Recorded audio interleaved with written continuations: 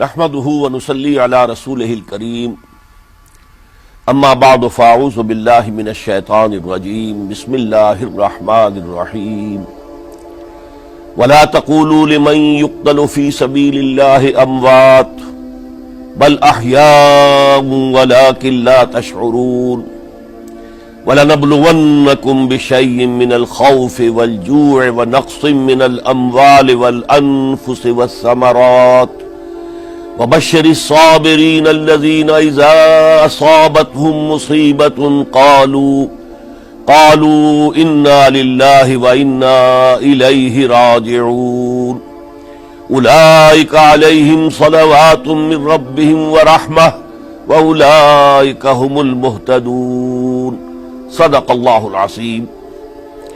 رب اشرح لي صدری ویسر لي امری واحلل عقدۃ من لسانی یفقہوا قولی۔ اللہم ربنا الہمنا رشدنا واعذنا من شرور انفسنا، اللہم ارنا الحق حقا وارزقنا اتباعہ وارنا الباطل باطلا وارزقنا اجتنابہ، آمین یا رب العالمین۔ معزز حاضرین اور محترم ناظرین و سامعین، السلام علیکم ورحمۃ اللہ وبرکاتہ۔ آج ہماری سہ روزہ تقاریر کی آخری کڑی ہے۔ آپ کو یاد ہوگا کہ سب سے پہلے خطاب میں ہم نے قرآن کا فلسفہ شہادت سمجھا، قرآن مجید میں یہ اصطلاح کس معنی میں آئی ہے، اور اس کے ساتھ ہی امت مسلمہ کا فرض منصبی، وَكَذَلِكَ جَعَلْنَاكُمْ أُمَّةً وَسَطًا لِتَكُونُوا شُهَدَاءَ عَلَى النَّاسِ وَيَكُونَ الرَّسُولُ عَلَيْكُمْ شَهِيدًا۔ تو اللہ کے دین کو بالفعل قائم کرنے کے لیے، تاکہ نوع انسانی پر ایک ابدی حجت قائم ہو جائے کہ اللہ کا دین قابل عمل ہے، اسے قائم کیا جا سکتا ہے، اور یہ بہترین سماجی نظام ہے، پولیٹیکو سوشو اکنامک سسٹم اس سے بہتر آج تک چشم فلک نے نہیں دیکھا۔ یہ حجت قائم کرنے کے لیے جن حضرات نے اپنی جانوں کا نذرانہ پیش کر دیا، گویا کہ وہ اللہ کے گواہ قرار پائے، ان کے لیے لفظ شہید استعمال کیا گیا۔ دوسرے لیکچر میں آپ کو یاد ہوگا کہ ہم نے یہ بات سمجھنے کی کوشش کی کہ جب اللہ کا دین جزیرہ نماء عرب میں قائم ہو گیا، اور گویا کہ ہم کہہ سکتے ہیں کہ انقلاب محمدی علی صاحب الصلاۃ والسلام کی تکمیل ہو گئی، تو جیسے کہ ہر انقلاب کے ساتھ ہوتا ہے، اس کے بعد کچھ کاؤنٹر ریولوشنری موومنٹ شروع ہوئی۔ چنانچہ سب سے پہلے اندرون ملک عرب جھوٹے نبی کھڑے ہو گئے، نبوت کے جھوٹے دعوے دار، اور بہت سے لوگوں نے حکومت کو زکوٰۃ ادا کرنے سے انکار کر دیا، اور یہ فتنہ اتنا بڑا تھا کہ واقعہ یہ ہے کہ اگر اسے کرش نہ کر دیا جاتا تو انقلاب محمدی علی صاحب الصلاۃ والسلام اسی وقت ناکام ہو جاتا۔ یہ حضرت ابو بکر صدیق رضی اللہ تعالیٰ عنہ کے فضائل کا سب سے درخشاں باب ہے کہ انہوں نے اپنے عزم اور ہمت اور استقلال اور اللہ پر اعتماد، اللہ پر توکل اور بھروسے کے ساتھ ان دونوں فتنوں کو آئرن ہینڈ کے ساتھ کرش کر دیا، اور سال سوا سال ہی میں ان دونوں کاؤنٹر ریولوشنری موومنٹس کو ختم کر کے اس کے بعد انہوں نے جلد ہی اس نظام کا گویا کہ انچارج حضرت عمر رضی اللہ تعالیٰ عنہ کو بنا دیا کہ جو خلیفہ ثانی ہے۔ پھر ہم نے دیکھا کہ حضرت عمر کے زمانے میں رضی اللہ تعالیٰ عنہ توسیع کا جو عمل ہے، توسیع انقلاب محمدی کا عمل بڑی تیز رفتاری کے ساتھ جاری ہوا، فتوحات کا سیلاب آیا، ایران پوری سلطنت تہس نہس ہو کر رہ گئی، اس کے پرچے اڑ گئے، سلطنت روما اپنے تمام شمالی افریقی مقبوضات سے محروم، مغربی ایشیا سے اسے بے دخل کر دیا گیا، صرف وہ یورپ کے اندر محدود ہو کر رہ گئی۔ اب ظاہر بات ہے کہ اس کے خلاف بھی تو پھر رد عمل ہونا تھا، کاؤنٹر ریولوشنری موومنٹس اٹھنی تھی۔ تو سب سے پہلے حضرت عمر رضی اللہ تعالیٰ عنہ کی خلافت اور اس کے چراغ کو بجھانے کے لیے ایران کی طرف سے رد عمل ظاہر ہوا۔ ہرموزان جو ایک بڑا ان کا جرنیل تھا، اس کی سازش اور ابو لولو فیروز کے ذریعے سے حضرت عمر رضی اللہ تعالیٰ عنہ کو شہید کر دیا گیا۔ سمجھا یہ گیا تھا کہ یہ ساری عمارت شاید اسی شخصیت کی بل پر کھڑی ہے، لہذا جب میدان سے حضرت عمر ہٹ جائیں گے تو یہ خلافت کی پوری عمارت جو ہے وہ زمین بوس ہو جائے گی۔ لیکن معلوم ہوا یہ عمارت محمد کی بنائی ہوئی تھی صلی اللہ علیہ وسلم۔ کھنڈر بتا رہے ہیں عمارت عظیم تھی، بڑی عظیم عمارت تھی جو حضور نے تعمیر کی تھی، لہذا حضرت عمر کی شہادت سے کوئی فرق واقع نہیں ہوا۔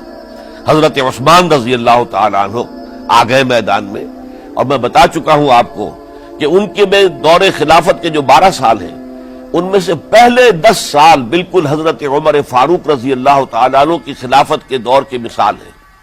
اسی تیزی کے ساتھ انقلاب جو ہے آگے بڑھ رہا تھا، فتوحات کا دائرہ پھیل رہا تھا، اور اندرون ملک پورا امن، سکون، اطمینان اور چین تھا۔ لیکن ان کی دور خلافت کے آخری دنوں میں اب یہودیوں کی طرف سے رد عمل اور ایک کاؤنٹر ریولوشنری موومنٹ عبداللہ ابن سبا کے ذریعے سے، کہ جس نے اسلام کا لبادہ اوڑھا اور منافقت کے پردے کے ساتھ وہ عالم اسلام میں داخل ہوا، اور اس نے چونکہ دیکھ لیا کہ پرانی چپقلش ہے، پرانی چشمک ہے جو قریش کے 2 بڑے قبیلوں کے مابین یا 2 بڑے گھرانوں کے مابین چلی آ رہی تھی، بنو ہاشم، بنو امیہ۔ تو پہلے 2 خلفاء جو تھے وہ نہ بنو ہاشم سے تھے نہ بنو امیہ سے تھے۔ حضرت ابو بکر صدیق بنو تیم سے تھے، حضرت عمر بنی عدی میں سے تھے، لیکن حضرت عثمان اب بنو امیہ میں سے تھے۔ اس کو انہوں نے گویا کہ دکھتی رگ بنا کر پکڑا اور پروپیگنڈا شروع کیا کہ خلافت تو بنو ہاشم کا حق ہے، کیونکہ حضور ہاشمی تھے صلی اللہ علیہ وسلم۔ تو گویا کہ عثمان غاصب ہیں رضی اللہ تعالی عنہ، بلکہ ان سے دونوں پہلو جو تھے حضرت عمر اور حضرت ابو بکر وہ بھی غاصب ہیں۔ اس کے ساتھ ہی فتنے کی مختلف شکلیں انہوں نے شروع کی۔ یہ الفتنۃ الکبریٰ کہلاتا ہے ہماری تاریخ میں، عظیم ترین فتنہ، جس کے نتیجے میں حضرت عثمان رضی اللہ تعالیٰ عنہ شہید ہو گئے۔ اور ان کی شہادت کے بعد اگرچہ خلافت حضرت علی رضی اللہ تعالیٰ عنہ کے ہاتھ میں آئی، لیکن یہ کہ باہمی خانہ جنگی کا وہ سلسلہ شروع ہوا جو حضرت علی کے دور خلافت جو 5 سالوں پر مشتمل ہے، اس کے دوران مسلسل خانہ جنگی رہی۔ ایک طرف شیعان علی تھے، دوسری طرف شیعان عثمان آ گئے، جو حضرت عثمان رضی اللہ تعالیٰ عنہ کے قتل کے قصاص کے مطالبے کو لے کر سامنے آئے۔ جنگ جمل ہوئی، ایک رات میں 10,000 مسلمان شہید ہوئے۔ جنگ صفین میں 74,000 مسلمان شہید ہوئے۔ جنگ نہروان میں پھر 4,000 مسلمان شہید ہوئے۔ یہ شہادتیں جو چل رہی تھی، یہ کس لیے چل رہی تھی کہ جو بھی عمارت خلافت کی قائم ہوئی تھی اب اسے قائم رکھا جائے، اغیار کی طرف سے جو سازشیں ہو رہی ہیں، جو حملے ہو رہے ہیں، اسے ختم کرنے کے لیے ان کا مقابلہ کیا جائے۔ تو یہ اور اس کا یہ دور ختم ہوتا ہے حضرت علی کی شہادت پر رضی اللہ تعالی عنہ۔ اور یہ بات نوٹ کر لیجئے کہ حضرت علی کو شہید کرنے والے وہ خارجی تھے۔ عبد الرحمن ابن ملجم خارجی طبقے سے تعلق رکھتا تھا، جو پہلے حضرت علی کے لشکر میں شامل تھے، لیکن جب حضرت علی نے رضی اللہ تعالی عنہ تحکیم اور ثالثی کی تجویز قبول کر لی تو وہ ناراض ہو گئے کہ اللہ تعالیٰ ہی ہے حاکم اور حکم، ان الحکم الا للہ، یہ انسانوں کو حکم کیوں بنا لیا گیا؟ اور اس میں اتنی شدت اختیار کی کہ وہ علیحدہ ہو گئے، اس لیے انہیں خوارج کہا گیا۔ انہوں نے رائے یہ قائم کر دی جو مسلمان کبھی کوئی گناہ کبیرہ کا ارتکاب کرے گا وہ کافر قرار پائے گا، جب کافر ہوگا تو گویا کہ مرتد ہے تو واجب القتل، اس کا مال، اس کی عزت سب مباح ہے۔ یہ ہمارا سب سے پہلا گمراہ ترین فرقہ تھا۔ انہی میں سے 3 افراد نے بیٹھ کر اسکیم بنائی کہ یہ 3 افراد ایسے ہیں کہ جن کو اگر میدان سے ہٹا دیا جائے تو شاید مسلمانوں کی باہمی خانہ جنگی ختم ہو جائے اور مسلمان پھر کسی ایک خلیفہ پر راضی ہو جائیں، اور یہ تینوں کافر ہیں، معاذ اللہ ثم معاذ اللہ۔ حضرت علی کافر ہیں، ان کو قتل کرنے کی ذمہ داری عبد الرحمن ابن ملجم نے لی۔ حضرت معاویہ قاتل ہیں، ان کے لیے کسی اور کو اسائن کیا گیا۔ عمرو بن العاص قاسم ہیں، ان کے لیے کسی اور کو اسائنمنٹ دی گئی۔ ہوا یہ کہ حضرت عمرو بن العاص وہ تو اس روز فجر کی نماز میں آئے نہیں، ان کی جگہ جو امام تھا وہ شہید کر دیا گیا۔ حضرت معاویہ رضی اللہ تعالی عنہ ان پر وار اوچھا پڑا، زخمی تو ہوئے لیکن یہ کہ پھر تندرست ہو گئے۔ حضرت علی رضی اللہ تعالی عنہ پر بہت کاری وار ہوا اور حضرت علی رضی اللہ تعالی عنہ کی شہادت سن 35 ہجری میں ہو گئی۔ یہ جو خلافت راشدہ کا اختتام یا تو سن 35 ہجری میں حضرت علی کی شہادت سے سمجھا جائے گا، یا میری ذاتی رائے ہے کہ نہیں، اس میں حضرت حسن کا دور خلافت بھی شامل ہونا چاہیے۔ حضرت حسن کو کسی نے نامزد نہیں کیا تھا، نہ انہوں نے اپنی امیدواری کے ساتھ اپنے طاقت کے بل پر خلافت حاصل کی تھی، بلکہ حضرت علی سے جب یہ کہا گیا تھا کہ کیا ہم آپ کے بیٹے حسن کے ہاتھ پر بیعت کر لیں، تو انہوں نے فرمایا تھا کہ میں نہ تمہیں روکتا ہوں نہ حکم دیتا ہوں، یہ تمہارا معاملہ ہے، تم جسے مناسب سمجھو اس کے ہاتھ پر بیعت کر لو۔ حضرت حسن رضی اللہ تعالیٰ عنہ نے جن کے ہاتھ پر جو بیعت ہوئی، اب معاملہ یہ ہو گیا کہ امیر معاویہ رضی اللہ تعالی عنہ وہ ایک لشکر لے کر شام سے چلے۔ حضرت حسن 50,000 آدمیوں کے ساتھ ادھر سے نکلے، لیکن یہ ہے کہ انہیں محسوس ہو گیا تھا کہ میرے ساتھیوں میں ایسا فسادی عنصر بھی موجود ہے جو عبداللہ ابن سبا کے ساتھیوں میں سے، کہ وہ کسی اچھے کام کو پسند نہیں کرتا، لہذا انہوں نے پھر صلح کی پیشکش کی۔ حضرت معاویہ کو پیغام بھیجا کہ میں مصالحت چاہتا ہوں، بتائیے شرائط کیا ہیں۔ حضرت معاویہ نے بلینک پیپر بھیج دیا، سادہ کاغذ، کہ آپ جو شرائط چاہیں اس پر لکھ دیں، وہ مجھے قبول ہو گئے۔ حضرت حسن نے رضی اللہ تعالیٰ عنہ شرائط لکھ دی، حضرت معاویہ نے قبول کر لی، تو حضرت حسن دستبردار ہو گئے خلافت کے دعوے سے، اور اس کے بعد پھر حضرت امیر معاویہ کی خلافت کی بیعت کی گئی۔ اس سے پہلے انہوں نے خلافت کی بیعت نہیں لی تھی۔ یہ ہے سن 41 ہجری، اور اسے عام الجماع کہا جاتا ہے، یعنی یہ اختتام ہے مسلمانوں کی خانہ جنگی کے دور کا۔ پھر جمعیت ایک ہو گئی، پھر عالم اسلام متحد ہو گیا۔ اب پورا کا پورا عالم اسلام حضرت امیر معاویہ کے زیر خلافت تھا۔ اور حضرت امیر معاویہ کون ہے؟ وہ خود ایک صحابی رسول ہے، جلیل القدر صحابی رسول ہیں، اور آپ کو میں نے کل بھی بتایا تھا کہ حضرت معاویہ رضی اللہ تعالی عنہ کی ایک ہمشیرہ ام حبیبہ رضی اللہ تعالی عنہ حضور کے ازواج مطہرات میں سے ہیں، تو حضور کے گویا کے برادر نسبتی ہوئے۔ جو چند لوگ جو وحی کے لکھنے پر جو کاتبین وحی جو حضور نے مقرر کیے تھے، ان میں سے ایک حضرت معاویہ بھی ہے۔ پھر حضرت معاویہ کے لیے حضور کی دعا ہمیں ملتی ہے، اللہم اجعلہ ہادیا مہدیا، اے اللہ اسے ہادی ہدایت دینے والا بنا دے اور مہدی بنا دے جو ہدایت یافتہ ہو۔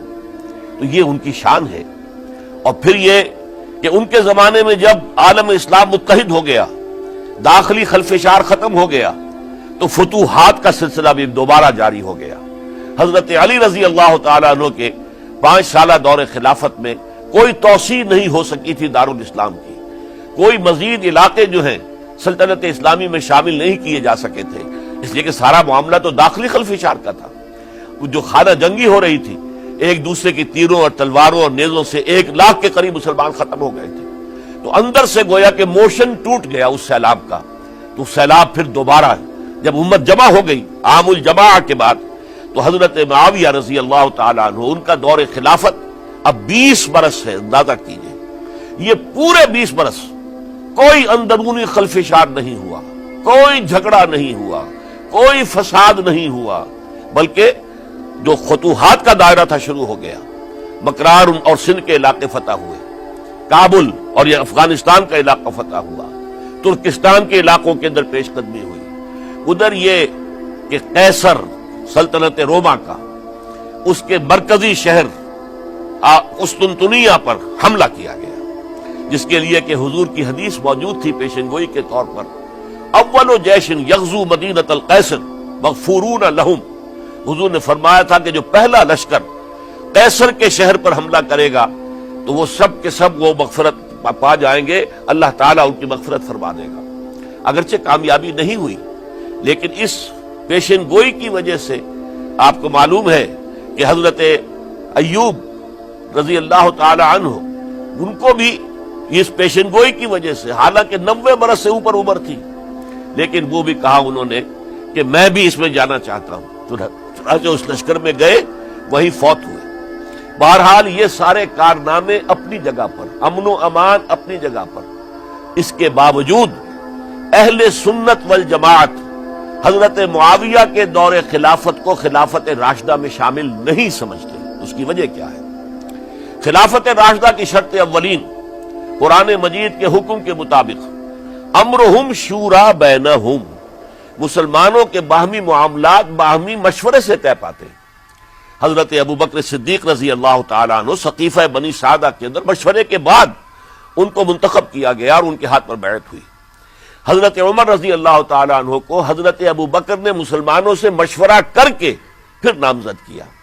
حضرت عثمان کے لیے حضرت عمر رضی اللہ تعالیٰ عنہ نے اپنے جانشین کے لیے 6 افراد پر مشتمل کمیٹی بنا دی، جو بڑے سے بڑے جو اصحاب جو جن کے بارے میں کہا گیا ہے کہ جن کو دنیا ہی میں بشارت دے دی گئی تھی، جو عشرہ مبشرہ میں سے جو باقی تھے، ان کے اوپر مشتمل کمیٹی بنا دی کہ آپ لوگ طے کر لیں اور اپنے سے کسی ایک پر جمع ہو جائیں. اس اعتبار سے حضرت علی کے ہاتھ پر بھی جو بیعت ہوئی ہے تو وہ اہل مدینہ کے دباؤ پر ہوئی ہے، ان کے مطالبے پر ہوئی ہے. حضرت علی خود جو ہے وہ خلافت کے مدعی نہیں تھے بلکہ انکار کرتے رہے. چونکہ فتنے کا دور تھا، حضرت عثمان شہید ہوئے تھے، مسلمانوں کے دل زخمی تھے. اس حالت میں وہ سمجھتے تھے کہ اگر میں یہ خلافت جو ہے اپنے ہاتھ میں لے لوں گا تو ہو سکتا ہے کہ اس کا حق ادا نہ کر سکوں. لیکن یہ کہ جب انہوں نے دیکھا کوئی اور بھی تیار نہیں، طلحہ بھی تیار نہیں، زبیر بھی تیار نہیں، تو آخر مسلمانوں کو بغیر امارت کے چھوڑا تو نہیں جا سکتا. تو حضرت علی نے وہ قبول کر لی. حضرت حسن کے بارے میں بتا چکا ہوں کہ ان کے بارے میں لوگوں نے کہا تو حضرت علی نے فرمایا میں نہ حکم دیتا ہوں نہ روکتا ہوں. لیکن حضرت امیر معاویہ رضی اللہ تعالیٰ عنہ صحابی بھی ہے، حضور کے قرابت دار بھی ہے، کاتبین وحی میں سے بھی ہے. پھر ان کا دور حکومت امن، سکون، اطمینان ہر طرح سے جو ہے 20 برس تک کوئی داخلی خلفشات نہیں ہوا، کوئی فساد نہیں ہوا، کوئی باہمی جنگ و جدل نہیں ہوا، بلکہ فتوحات کا دائرہ آگے بڑھا. اس کے باوجود چونکہ انہوں نے طاقت سے خلافت حاصل کی، لہذا ان کے دور خلافت کو ہم خلافت راشدہ میں تسلیم نہیں کرتے، حالانکہ وہ خود راشد ہیں. اس لیے کہ تمام صحابہ کرام کے بارے میں سورہ حجرات میں فرمایا وَلَٰكِنَّ اللَّهَ حَبَّبَ إِلَيْكُمُ الْإِيمَانَ وَزَيَّنَهُ فِي قُلُوبِكُمْ وَكَرَّهَ إِلَيْكُمُ الْكُفْرَ وَالْفُسُوقَ وَالْعِصْيَانَ أُولَٰئِكَ هُمُ الرَّاشِدُونَ. تمام صحابہ کرام کی شان یہ ہے کہ اللہ تعالیٰ نے ان کے دلوں میں ایمان کو کھبو دیا ہے. ایمان ان کے دلوں میں رچ گیا ہے، بس گیا ہے، جم گیا ہے، اور کفر سے، فسق سے انہیں تبھی نفرت ہو گئی ہے. اور یہ سب کے سب راشدون ہیں. تو تمام صحابہ راشدون ہیں. اس اعتبار سے خود حضرت امیر معاویہ بھی راشدون میں شامل ہے، لیکن خلفائے راشدین میں شامل نہیں ہے. خلفائے راشدین عام طور پر تو ہم کہتے ہیں حضرت ابوبکر، حضرت عمر، حضرت عثمان، حضرت علی. میں نے اپنی ذاتی رائے، حقیر سی رائے عرض کی ہے، اس میں حضرت حسن کا دور بھی شامل ہونا چاہیے 6 مہینے کا. تب وہ 30 برس پورے ہوتے جو حدیث میں آیا ہے کہ خلافت جو ہے وہ 30 برس رہے گی، اس کے بعد ملوکیت شروع ہو جائے گی. تو ملوکیت کا پہلا قدم یہ تھا کہ حضرت معاویہ نے طاقت سے بزور خلافت حاصل کی. اس لیے ان کو خلیفہ راشد ہم نہیں کہتے. البتہ یہ ضرور ہے کہ ان کا دور بہت پرسکون دور تھا. البتہ جب 10 برس گزر گئے حضرت معاویہ کے دور حکومت کو، اب میں یہاں لفظ خلافت کی بجائے دور حکومت استعمال کر رہا ہوں کیونکہ خلافت راشدہ سے ذرا اس کا فرق واضح ہو جائے. تو اس وقت ایک اور صحابی، جلیل القدر صحابی مغیرہ ابن شعبہ رضی اللہ تعالی عنہ، وہ حضرت معاویہ کے پاس آئے اور انہوں نے یہ کہا کہ دیکھیے اگر آپ نے اپنے بعد اپنا جانشین نامزد نہ کیا تو ہو سکتا ہے پھر فسادات پیدا ہو جائیں، پھر مختلف لوگ خلافت کا دعویٰ لے کر کھڑے ہو جائیں، پھر خانہ جنگی ہو جائے. 5 برس کی خانہ جنگی میں 1 لاکھ سے زیادہ مسلمان شہید ہو چکے ہیں، قتل ہو چکے ہیں، ہلاک ہو چکے ہیں. اب دوبارہ وہی دور نہ آ جائے، لہذا آپ اپنا جانشین نامزد کر دیجئے. امیر معاویہ ریلیکٹنٹ تھے لیکن انہوں نے دلائل دیے، دلائل مضبوط تھے. انہوں نے کہا کہ اب کبار صحابہ دنیا سے رخصت ہو چکے، وہ جماعت کہ جن کی تربیت اور تزکیہ، جن کی تعلیم حضور نے خود کی تھی اور ان کو اندر سے پاک کر دیا تھا، ان کی نیتیں بالکل پاک ہو چکی تھی، کوئی نفسانیت ان میں نہیں رہی تھی، وہ جماعت تو اکثر و بیشتر اب ختم ہو چکی، فوت پا چکے، وفات ہو چکی. لہذا اب جو ہے اکثر و بیشتر نو مسلم ہیں. جو بعد کے فتوحات کے ذریعے سے اسلام لائے ہیں، لہذا ان کے اندر نہ وہ پختگی ہے، نہ ان کے اندر وہ تقوی ہے، نہ تدین ہے، نہ اصول پرستی ہے۔ اسلام کی پوری تعلیمات جو ہیں وہ ان کے وجود کے اندر، ان کے شعور کے اندر گہری اتری ہوئی نہیں ہے، لہذا اب صورتحال وہ نہیں رہ سکے گی جو حضرت ابو بکر یا حضرت عمر یا حضرت عثمان یا حضرت علی کے زمانے میں تھی، لہذا آپ نامزد کیجئے۔ یہ بھی بتا دوں کہ مغیرہ ابن شعبہ کون تھے رضی اللہ تعالیٰ عنہ۔ نمبر ایک یہ کہ یہ اصحاب شجرہ میں شامل ہیں، جن 1400 یا 1800 افراد نے حضور سے بیعت کی تھی صلح حدیبیہ سے متصل قبل، اس درخت کے نیچے بیٹھ کر جس کے بارے میں سورہ فتح میں فرمایا گیا کہ لقد رضی اللہ عن المؤمنین اذ یبایعونک تحت الشجرہ، اللہ ان تمام اہل ایمان سے راضی ہو گیا جو ہے نبی صلی اللہ علیہ وسلم آپ کے دست مبارک پر بیعت کر رہے تھے اس درخت کے نیچے، ان میں سے موجود، ان میں یہ مغیرہ ابن شعبہ ہے۔ پھر مغیرہ ابن شعبہ وہ ہیں کہ حضرت علی اور امیر معاویہ ان کے درمیان جو خانہ جنگی ہوئی اس میں ہمیشہ حضرت علی کے ساتھ رہے، حضرت علی کے ہی وہ سپورٹر تھے، ان کے ساتھ تھے۔ اس پہلو سے اچھی طرح سمجھ لیجئے کہ یہ نہیں ہے کہ وہ در حقیقت کو پہلے سے وہ امیر معاویہ کے ساتھی تھے، نہیں، لیکن اب جو صورتحال وہ دیکھ رہے تھے، جہاں دیدہ انسان تھے، بہت بڑے سیاستدان تھے، جانتے تھے حالات کو، حالات کے نبض پر ان کا ہاتھ تھا، لہذا انہوں نے یہ مشورہ دیا اور پھر امیر معاویہ نے اس مشورے کو قبول کر لیا اور یزید کی ولی عہدی کا اعلان کر دیا۔ یہ بالکل مڈل ہے حضرت امیر معاویہ کے دور خلافت کا درمیان، یہ 10 سال جب ہو گئے تھے حضرت امیر معاویہ کی خلافت کو یا حکومت کو، تب یہ معاملہ پیش آیا اور یزید کے ہاتھ پر یہ بیعت ولی عہدی تمام جو بھی مختلف گورنرز تھے ان کے ذریعے سے کہہ دیا گیا اپنے اپنے علاقے کے لوگوں سے بیعت لے لو۔ یہ بیعت عام طور پر لوگوں نے کر لی، البتہ 5 شخصیتیں جو بہت نمایاں تھیں انہوں نے اس بیعت سے انکار کیا۔ ان میں کون تھے ذرا نوٹ کیجئے۔ حضرت ابو بکر فوت ہو چکے، ان کے بیٹے عبد الرحمن ابن ابی بکر۔ حضرت عمر فوت ہو چکے، ان کے بیٹے عبداللہ ابن عمر۔ حضرت زبیر فوت ہو چکے، ان کے بیٹے عبداللہ ابن زبیر۔ حضرت عباس فوت ہو چکے، ان کے بیٹے عبداللہ ابن عباس۔ حضرت علی شہید ہو چکے، ان کے بیٹے حسین ابن علی رضی اللہ تعالی عنہم اجمعین۔ یہ 5 جو امت کے بہت بڑے 5 افراد کے گویا کے وہ چشم و چراغ تھے ان گھرانوں کے، انہوں نے انکار کیا، اور ان میں خاص طور پر عبد الرحمن ابن ابی بکر نے یہ جملہ کہا کہ تم چاہتے ہو کہ قیصر و کسریٰ کی سنت پر عمل کرو کہ باپ کے بعد بیٹا حاکم بن جائے، یعنی ایک قدم تو خلافت کا نظام پہلے ہی نیچے اتر چکا۔ مشاورت سے تو حضرت امیر معاویہ کا بھی جو نسب ہوا ہے وہ مشاورت سے نہیں ہوا۔ ایک درجے میں وہ جو اللہ تعالیٰ کے رسول نے عمارت بنائی تھی شاندار، اس خلافت کا جو سیاسی نظام تھا اس میں ایک تو کڑی آ چکی زوال کی کہ ایک شخص نے طاقت کے ذریعے سے خلافت حاصل کر لی، اب اس کی اگلی کڑی لانا چاہتے ہو کہ قیصر و کسریٰ کے طریقے سے خاندان کے اندر، ایک قبیلے کے اندر یہ خلافت جو ہے یا حکومت جو ہے نسل بعد نسل، باپ کے بعد بیٹا اور بیٹے کے بعد پوتا، اس کو ہم کبھی گوارا نہیں کریں گے۔ حضرت امیر معاویہ بہت دانشمند انسان تھے، انہوں نے ان 5 حضرات پر کوئی تشدد نہیں کیا، کوئی جبر نہیں کیا، بلکہ رہنے دیا، ٹھیک ہے یہ بیعت نہیں کر رہے، ابھی تو بیعت ولی عہدی ہے، کوئی حرج نہیں، لہذا کوئی جھگڑا، کوئی اس وجہ سے کوئی فساد، اس بنا پر کوئی جنگ نہیں ہوئی۔ 10 سال گزر گئے، یعنی 10 سال تک یزید ولی عہد رہا ہے، 10 سال تک، اور اس سوائے ان 5 بڑی شخصیتوں کے جو پوری امت تھی، عوام الناس تھے، ان سب نے اسے قبول کیا۔ یہ صورتحال اب جب پیدا ہوئی جب حضرت امیر معاویہ کا انتقال ہو گیا، یہ سن 60 ہجری ہے، اب سوال پیدا ہوا کہ وہ ولی عہدی کی بیعت اب بیعت خلافت میں منتقل ہو جائے گی، لہذا پھر یہ ہوا کہ سب لوگوں سے، سب گورنروں کو لکھ دیا گیا تمام صوبوں کے اندر کہ اپنے اپنے لوگوں سے بیعت لے لو۔ ظاہر بات ہے کہ وہاں کوئی ریفرنڈم نہیں ہوتا تھا، کوئی ووٹ نہیں ہوتے تھے کہ اس کی پرچیاں ڈالی جا رہی ہوں، ایک ایک شخص سے رائے لینا نہیں ہوتی تھی، بلکہ اس وقت کی جمہوریت یہ تھی اور شورائیت یہ تھی کہ ڈفرنٹ کلینز ہیں، ڈفرنٹ فیملیز ہیں، ڈفرنٹ ٹرائبز ہیں، ان کے سردار، ان کے بڑے لوگ، ان کے اہم لوگ بیعت کر لیں تو گویا کہ سب کی بیعت ہو گئی۔ وہ ایک قبائلی نظام تھا اور اس میں یہ نہیں تھا نظام کے ووٹ بنے ہوئے ہوں اور اس کی پرچیاں ڈالی جا رہی ہوں، تو تمام عالم اسلام نے گویا کہ بیعت قبول کر لی اب یزید کی بحیثیت خلیفہ۔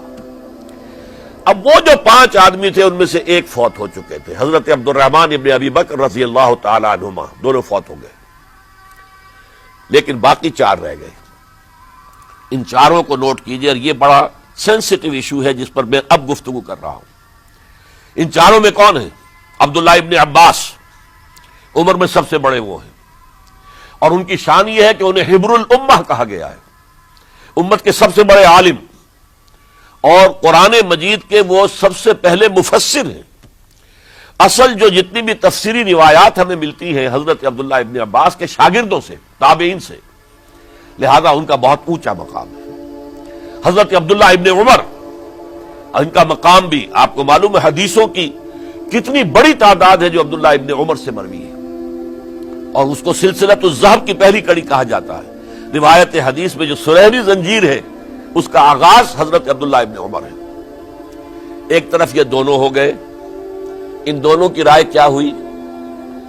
اگرچہ کام غلط ہوا ہے، یہ اس طریقے سے قیصر و کسریٰ کی روایت پر عمل کرنا غلط ہے، لیکن یہ اتنی بڑی غلطی نہیں ہے کہ اس کی وجہ سے باہمی جنگ و جدال ہو، خوریزی ہو، ایک دوسرے کی گردنیں کاٹی جائیں اور فتنہ و فساد پیدا کر دیا جائے۔ لہذا انہوں نے یزید کی بیعت کر لی۔ 2 حضرات رہ گئے، یہ نسبتاً نوجوان ہیں، ان دونوں کی پیدائش ہجرت کے بعد ہوئی ہے۔ ہجرت کے بعد پہلا بچہ جو مہاجرین میں پیدا ہوا ہے وہ عبداللہ ابن زبیر ہے، بلکہ کچھ عرصے تک مہاجرین میں جب کوئی پیدائش نہیں ہوئی تو وہ مکے مدینے کے منافقین نے کہنا شروع کر دیا تھا کہ یہ یہاں کے کمزور ہو گئے، نامرد ہو گئے، ان کی اولاد اب چلے گی نہیں۔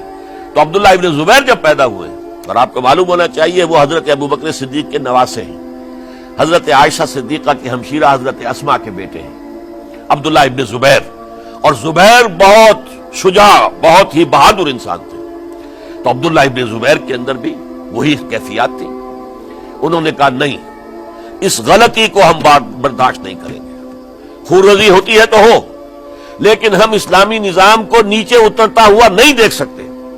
جیسے کبھی حضرت ابو بکر نے فرمایا تھا ایبدل الدین وانا حی، کیا دین میں ترمیم اور تنسیخ کر دی جائے گی؟ دین کو بدل دیا جائے گا، دین میں تحریف کر دی جائے گی جبکہ میں ابھی زندہ ہوں؟ میں جیتے جی یہ نہیں ہونے دوں گا۔ حضرت عبداللہ ابن زبیر کی یہ رائے ہوئی، وی ہیو ٹو چیلنج، ہم مقابلہ کریں گے، ہم اسے پیسیولی قبول نہیں کریں گے۔ انہوں نے بیعت سے انکار کیا اور مدینہ چھوڑ کر مکے جا کر حرم کے اندر پناہ گزین ہو گئے۔ یہی معاملہ حضرت حسین ابن علی رضی اللہ تعالی عنہما کا تھا، وہ بھی نہایت شجاع، نہایت جری، نہایت بہادر۔ انہوں نے بھی کہا کہ یہ غلط قیصر و کسریٰ کی روایت جو شروع ہو رہی ہے اسے ہم نے ریزسٹ کرنا ہے اور اسے ہم آگے نہیں چلنے دیں گے۔ ان پر بھی جب دباؤ ڈالا گیا کہ بیعت کرو تو وہ کچھ وقت مان کر، کہ دیکھیے میں ایسا شخص نہیں ہوں کہ تنہائی میں علیحدہ کمرے میں بیٹھ کر بیعت کروں، جب عمومی بیعت لوگے تم سب سے تو میں بھی آ جاؤں گا، اس وقت لوگ فیصلہ کریں گے۔ تو بس اس وجہ سے پھر وہ گورنر جو تھا اس وقت مدینے کا، اسے اجازت لے کر آ گئے اور راتوں رات وہاں سے نکل کر وہ بھی مکے پہنچ گئے۔ تو اب یہ 4 جو ہیں 2 گروہوں میں تقسیم ہو گئے، 2+2۔ 2 کی رائے یہ ہوئی کہ بات غلط ہے، لیکن اس کی بنا پر خوریزی، جنگ و جدال، جنگ آپس میں خوریزی کرنا یہ صحیح نہیں ہے، بلکہ مصلحت اس میں ہے کہ اس کو قبول کر لیا جائے۔ پھر اللہ تعالیٰ کو بہتر حالات پیدا کرے گا اس کے ذریعے سے، تعلیم کے ذریعے، تلقین کے ذریعے سے، جیسے نبی اکرم صلی اللہ علیہ وسلم نے اتنا عظیم انقلاب برپا کیا تھا۔ ہم کوشش کریں گے کہ نظام حکومت کی اصلاح ہو جائے، لیکن اس وقت اگر ہم اڑ گئے تو پھر گویا کہ خوریزی اور فساد اور باہمی جو جنگ ہے وہ شروع ہو جائے گی۔ اور 2 حضرات کی رائے ہوئی کہ نہیں، ہمیں ہر صورت میں ریزسٹ کرنا ہے، خوریزی ہوتی ہے تو ہو، ہمیں جانے دینی پڑتی ہے تو دیں گے، ہم شہادت قبول کریں گے، لیکن اس غلطی کو قبول نہیں کر سکتے۔ تو میں اس کے لیے عرض کر رہا ہوں، یہ تیسری شہادتوں کا جو دور شروع ہوا ہے، پہلا شہادتوں کا دور حضور کا دور، دین کو قائم کرنے کی جد و جہد میں جنہوں نے جانیں دی ہیں۔ دوسرا دور اس دین کے خلاف جو کاؤنٹر ریولیوشنری موومنٹس آئی ہیں ان کو رفع کرنے کے لیے جانے دینا. ہزاروں صحابہ کی جانیں اس میں بھی گئی ہیں. مسیلمہ ابن کذاب ہو یا مانعین زکوٰۃ ہو، ان کے خلاف جو جہاد ہوا. پھر ظاہر بات ہے کہ حضرت عثمان رضی اللہ تعالیٰ عنہ کے بعد جو فساد ہوا وہ شہادتیں کیا تھی؟ اس دین کے نظام کو قائم رکھنے کے لیے انٹیکٹ رہے، دشمن اس کے اندر رکھنے ڈالنے میں کامیاب نہ ہو جائے.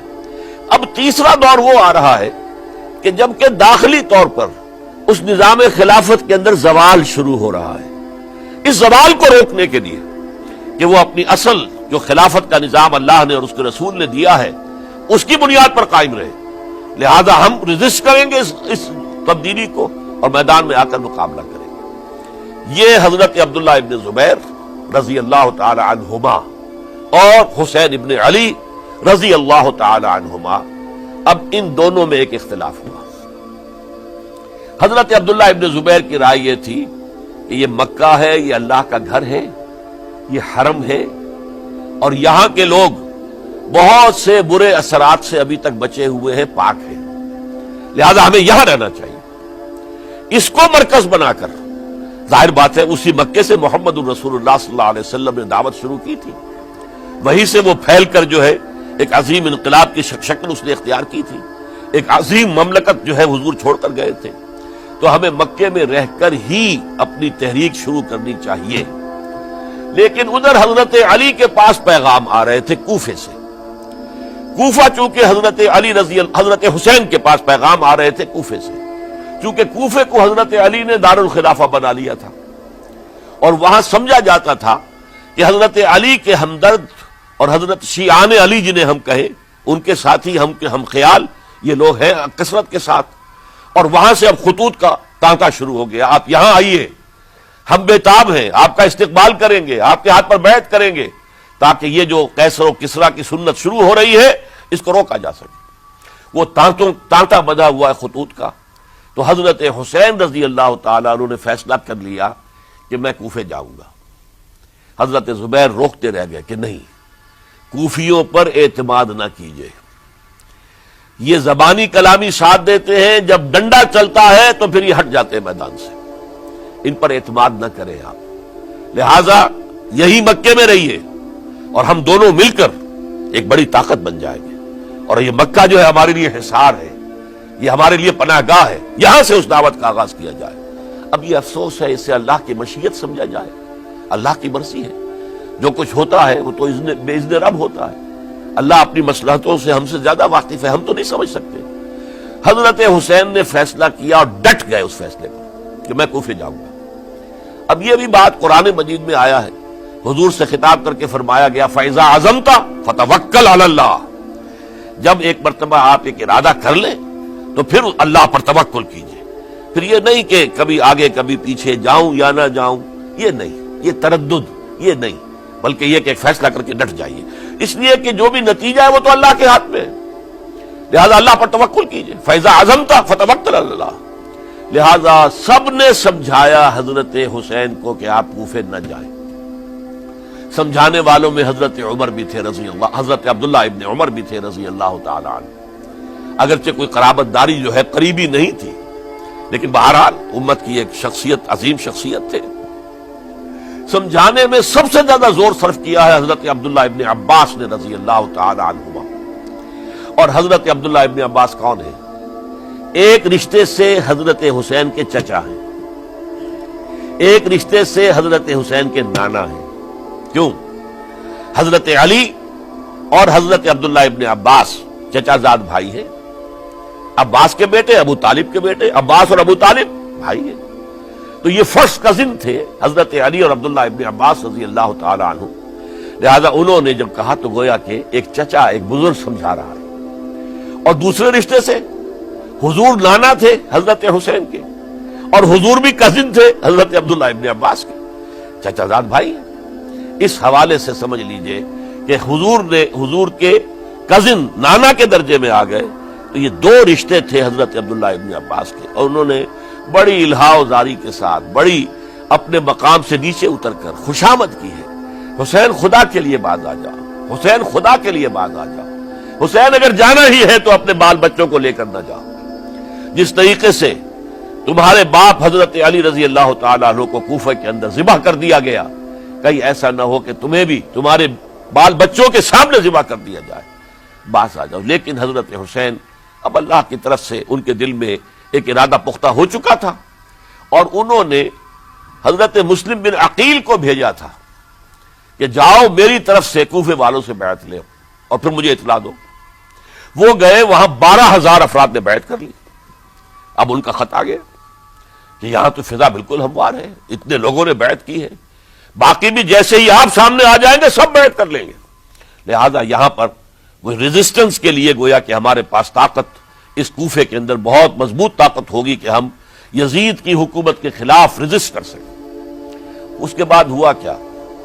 یزید نے عبید اللہ ابن زیاد کو گورنر بنا کر بھیج دیا۔ یہ شخص تھا بہت ڈنڈا چلانے والا، اس نے سختیاں شروع کی تو بہت سے لوگ اس بیعت سے تائب ہو گئے، لیکن مسلم بن عقیل وہ میدان میں آئے اور ان کے ساتھ ہزاروں آدمی آ گئے جنہوں نے بیعت کی تھی، ابھی تک بیعت پر قائم تھے، اور انہوں نے گورنر کے گھر کا گھیراؤ کر لیا۔ گورنر کے ساتھ 30-40 آدمی تھے کل، وہ چھتوں پر چڑھ گئے، وہاں سے پتھراؤ کیا، اور وہاں سے جو 30-40 آدمی کوفے کے تھے ان سے کہا تم اپنے اپنے لوگوں کو کہو کہ چلے جائیں واپس یہاں سے۔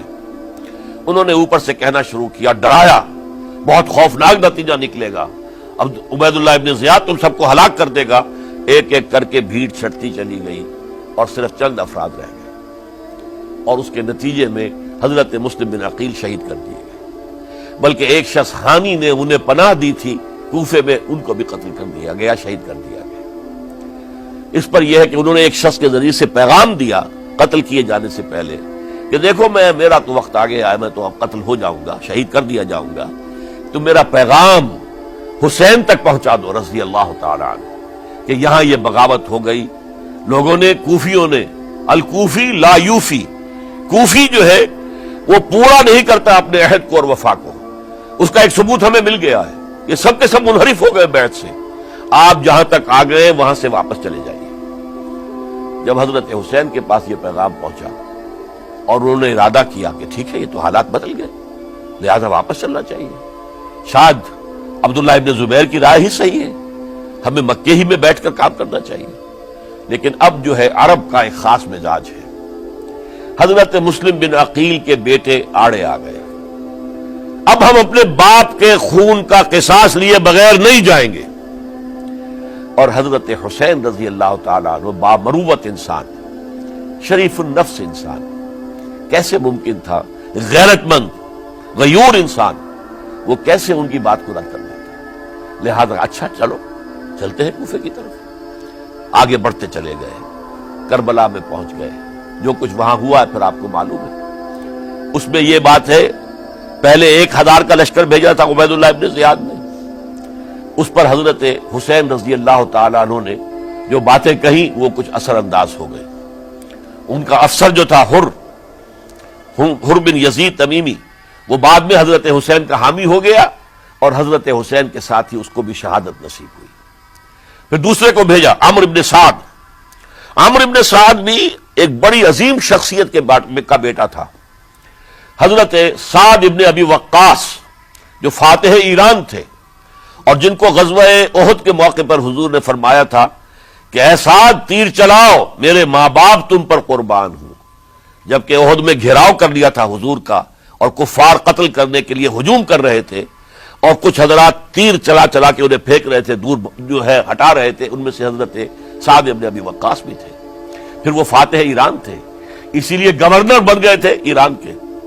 سعد جو ہے ان کا بیٹے، یہ عمرو جو ہے یہ اب ایک بڑے صوبے کا گورنر بھی تھا، اس وقت 4000 آدمی دے کر بھیجا، وہ بھی نرمی کرتا رہا، اس نے کوئی تشدد نہیں کیا، اس کے اندر بہرحال اپنے عظیم باپ کے خون کا کچھ اثر تھا۔ لیکن یہ کہ پھر ابن زیاد کو اطلاع مل گئی کہ عمرو ابن سعد جو ہے وہ تو لے تو لال کر رہا ہے، حملہ نہیں کر رہا، قتل نہیں کر رہا، بلکہ یہ کہ وہ تو اس راستہ بھی دینے کے لیے تیار ہے کہ نہ مدینے کی طرف جائیے اور نہ آپ مکے کی طرف جائیے، نہ کوفے کی طرف جائیے، بلکہ آپ چاہے تو دمشق چلے جائیں، یزید سے اپنا معاملہ کر لیں۔ اس پر ابن زیاد نے پھر وہاں سے خط لکھا ہے، میں نے تمہیں اس کام کے لیے بھیجا تھا، میں نے تمہیں حکم دیا تھا حسین سے میری بیعت لو، یعنی میری بیعت کے ذریعے یزید کی بیعت لو اور اسے پکڑ کر لا کر میرے سامنے پیش کرو۔ لہذا پھر اس نے ایک بہت خوخار شخص کو زیادہ فوج دے کر بھیجا ہے، اور وہ جو ہے اس نے آ کر جو ہے شمر نے پھر اس نے فیصلہ کن معاملہ کیا۔ حضرت حسین رضی اللہ تعالیٰ عنہ نے ان دنوں میں جو وہاں گزرے ہیں، جتنے بھی کوفی آئے ہوئے تھے نا، اکثر و بیشتر تو کوفے کے لوگ تھے، ان سے کہا کہ میں خود نہیں آیا، تم نے مجھے بلایا تھا، اے فلاں ابن فلاں کیا تم نے مجھے خط نہیں لکھا تھا کہ آؤ؟ اے فلاں ابن فلاں کیا تم نے مجھے پیغام نہیں بھیجا تھا کہ یہاں تشریف لائیے؟ اور دیکھو میرے پاس تمہارے خطوط موجود ہیں۔ وہ ایک تھیلا جس میں کہ خطوط ہے وہ بھی لا کے میدان میں رکھ دیا۔ یہ حضرت حسین رضی اللہ تعالیٰ عنہ کی شرافت اور اپنی صاف دلی، کوئی اس کے اندر عیاری نہیں تھی ان کے اندر، معاذ اللہ ثم معاذ اللہ، لیکن یہ کہ اس کا نتیجہ اچھا نہیں نکلا۔ نتیجہ کیا نکلا؟ اب انہیں پتا چل گیا کوفیوں کو، اگر اب حسین زندہ دمشق پہنچ گئے یزید کے پاس تو یہ ہم سب کا بھاڑا پھوڑ دیں گے، ہماری شامت آ جائے گی، لہذا اب تو کسی صورت انہیں زندہ نہیں رہنے دینا۔ یہ ایک بڑا اہم واقعہ نوٹ کر لیجیے اس کو، اس لیے کہ حضرت حسین نے ایک ایک کا نام لے کر اے فلاں ابن فلاں، اے فلاں ابن فلاں، اے فلاں ابن فلاں، کیا تم نے خط نہیں لکھا تھا؟ کیا تمہارا پیغام نہیں تھا؟ اب انہوں نے دیکھا کہ یہ بھانڈا اگر یزید کے ہاں جا کر پھوڑ دیا گیا تو پھر ہماری خیر نہیں ہوگی۔ یہی وجہ ہے حضرت حسین کو شہید کرنے کے بعد، یہ نوٹ کر لیجئے، 72 آدمی تھے کل، جس کو کہہ لیں لشکر حضرت حسین کا رضی اللہ تعالیٰ عنہ۔ ان میں سے 20 خاندان بنی ہاشم کے چشم و چراغ تھے، وہ بڑی بہادری سے لڑے ہیں، بڑی بہادری سے لڑے، ایک ایک نے لڑ کر جان دی ہے، بہت سو کو مارا ہے۔ یقاتلون فی سبیل اللہ فیقتلون ویقتلون، قتل کر بھی رہے تھے، قتل ہو بھی رہے تھے، ایک ایک کر کے قتل ہو رہے تھے، شہید ہو رہے تھے۔ 20 جو ہے خاندان بنی ہاشم میں سے شہید ہوئے ہیں۔ حضرت حسین رضی اللہ تعالیٰ عنہ کا ایک بہت ہی انفنٹ چھوٹا بچہ وہ بھی شہید ہوا ہے۔ باقی سب مرد، تمام مرد، سوائے ایک حضرت حسین کے بیٹے حضرت علی بن حسین زین العابدین کہلائے بعد میں، وہ بیمار تھے، وہ جنگ میں حصہ نہیں لے سکتے تھے، وہ بچ گئے صرف۔ اچھا، حضرت حسین شہید ہو گئے، یہ ہے 10 محرم الحرام سن 61 ہجری۔ کیا مطلب ہے؟ حضور کے انتقال کے ٹھیک 50 برس بعد، سن 11 ہجری میں حضور کا انتقال، اور سن 61 ہجری میں حضور کے نواسے اور جن کے بارے میں حضور نے فرمایا سیدہ شباب اہل الجنہ، حضرت حسین شہید کر دیے گئے۔ اور اس کے بعد اس لشکر نے خیموں کو آگ لگا دی۔ یہاں نکتہ سمجھ لیجیے، آگ کیوں لگائی؟ انہیں معلوم تھا ہمارے خلاف ڈاکومنٹری پروف موجود ہے وہاں پر، وہ ہمارے خطوط کے تھیلے وہاں موجود ہیں، اگر وہ باقی رہ گئے تو ہماری شامت آ جائے گی، ہمیں کون بچائے گا؟ ورنہ ظاہر بات ہے کہ اگر تو وہ دشمنی کے انداز میں بات ہوتی تو خواتین کی بھی بے حرمتی کی گئی ہوتی، لیکن نہیں، کسی نے، ظاہر بات ہے کہ خانوادہ نبوت کی کسی خاتون کی بے حرمتی نہیں کی، قطعاً نہیں کی، قطعاً نہیں کی، قطعاً نہیں کی، لیکن خیمے جلانا ان کی ضرورت تھی تاکہ وہ ریکارڈ جو ہے ان کا وہ تلف ہو جائے، سارے خطوط جو ہیں وہ جل جائیں تاکہ ان کے خلاف ثبوت باقی نہ رہے۔ یہ عظیم سانحہ کربلا ہے۔ اب چونکہ یہ ہماری تاریخ کے ان واقعات میں سے ہے جس پر بہت کچھ اختلافات ہیں، مختلف گروہوں کی تعبیرات بہت مختلف ہیں۔ ایک طرف اہل تشیع کا اپنا بیان ہے، دوسری طرف اہل سنت کا ایک اجماعی بیان ہے، تیسری طرف کچھ ایسے لوگ پیدا ہو گئے ہیں جو حضرت حسین رضی اللہ تعالیٰ عنہ پر الزام لگا رہے ہیں اہل سنت میں سے کہ وہ تو حکومت کے طالب تھے، اقتدار کے خواہشمند تھے، واجب القتل تھے۔ معاذ اللہ ثم معاذ اللہ ثم معاذ اللہ۔ حضرت حسین اگرچہ صغار صحابہ میں سے تھے، یعنی حضور کی حیات طیبہ میں ابھی چھوٹے بچے تھے، لیکن ان کا شمار صحابہ میں ہے، اور پھر یہ وہ شخص ہے جو حضور کی گود میں کھیلا ہے، یہ وہ ہے جو حضور کے شانوں کے اوپر جس نے سواری کی ہے۔ علامہ اقبال نے جیسے حضرت اسماعیل کے لیے کہا ہے کہ وہ فیضان نظر تھا یا کہ مکتب کی کرامت تھی، سکھائے کس نے اسماعیل کو آداب فرزندی۔ ظاہر بات ہے حضرت اسماعیل کسی اسکول اور مدرسے دارالعلوم میں پڑھے نہیں تھے کہ وہاں پتہ چلتا کہ والد کا حق کیا ہے۔ یہ فیضان نصر تھا، ابراہیم کی نگاہ کا یہ فیضان تھا کہ بیٹے کے اندر وہ جذبہ پیدا ہوا کہ یا ابت افعل ما تؤمر، ابا جان جو خواب آپ دیکھ رہے ہیں اور جو حکم آپ کو اس خواب کے ذریعے مل رہا آپ کر گزریے، ستجدنی انشاءاللہ من الصابرین۔ تو اسماعیل کا معاملہ اگر یہ تھا فیضان نظر سے، تو حضرت اسماعیل تو حضرت ابراہیم کے پاس زیادہ رہے بھی نہیں، وہ تو مکے میں رہے۔ حضرت عثمان جو حضرت ابراہیم تو شام میں رہتے تھے، کبھی کبھی آ جاتے تھے، بس اس سے زیادہ معاملہ نہیں تھا۔ وہ فیضان نظر حضرت اسماعیل کو تھا، تو حضور صلی اللہ علیہ وسلم کا فیضان نظر کتنا ہوگا اس کا آپ اندازہ کیجئے۔ یہ کوئی جنگ اقتدار نہیں تھی، معاذ اللہ ثم معاذ اللہ ثم معاذ اللہ، بلکہ انہوں نے اپنا ایک فرض منصبی سمجھا ہے کہ میرے نانا کا لایا ہوا نظام اور اس کے اصول اب ٹوٹ رہے ہیں۔ جیسے حضرت ابوبکر کا قول میں نے آج بھی آپ کو سنایا، ایبدل الدین وانا حی، کیا دین میں ترمیم اور تنسیخ کی جائے گی، دین کی باتوں کو بدل دیا جائے گا جبکہ میں ابھی زندہ ہوں۔ اسی طریقے سے گویا کہ زبان حال سے حضرت حسین اور عبداللہ ابن زبیر رضی اللہ تعالی عنہم ان دونوں نے یہ فیصلہ کیا کہ ہم روکیں گے اس کو۔ آپ اختلاف کر سکتے ہیں کہ حضرت حسین کی رائے صحیح تھی یا حضرت عبداللہ ابن عباس کی رائے صحیح تھی، یہ کہہ سکتے ہیں آپ، لیکن کسی کی نیت پر حملہ نہیں کر سکتے۔ اسی طریقے سے بعض لوگ جو ہے حضرت عبداللہ ابن عباس، عبداللہ ابن عمر، ان کی نیتوں پر حملہ کرتے ہیں۔ ان کو تو یزید نے دولت سے خرید لیا تھا، معاذ اللہ ثم معاذ اللہ ثم معاذ اللہ۔ یہ دونوں جلیل القدر صحابہ ہیں، یہ تو صغار صحابہ میں سے نہیں ہے، یہ جوان تھے پورے حضور کے زمانے میں، جنگوں میں حصہ لیا ہے۔ حضرت عبداللہ ابن عمر نے، عبداللہ ابن عباس نے رضی اللہ تعالیٰ عنہما، انہیں کوئی رقم نہیں خرید سکتی تھی، کوئی دولت نہیں خرید سکتی تھی۔ جو رائے انہوں نے قائم کی دیانتاً قائم کی۔ اور ہمارے ہاں اصول یہ ہے کہ جب کوئی نئی صورتحال پیدا ہو جائے اور اجتہاد کی ضرورت پیش آ جائے اور پوری کوشش کر کے مجتہد اجتہاد کر رہا ہے، تو اگر اسے غلطی بھی ہو جائے، مجتہد مختی خطا کار، اس کو بھی اکیرا ثواب ملتا ہے، اور مجتہد مصیب وہ مجتہد کے جس کی رائے صحیح، جس کا فیصلہ صحیح، اسے دوہرا ثواب ملتا ہے۔ تو ان کے مابین ایک اختلاف رائے کا ہوا، اجتہاد کا ہوا۔ آیا یہ غلطی اتنی بڑی ہے کہ امت میں تفرقہ پیدا کیا جائے، امن و امان کو برباد کیا جائے، خوریزی کا بازار گرم کیا جائے، یا نہیں؟ دو کی رائے یہ ہوئی، ان کی مخلصانہ رائے تھی، ان کی دیانت دارانہ رائے تھی، ہم ان کی نیت پر حملہ نہیں کر سکتے، آپ اختلاف کرنا چاہیں تو کیجیے۔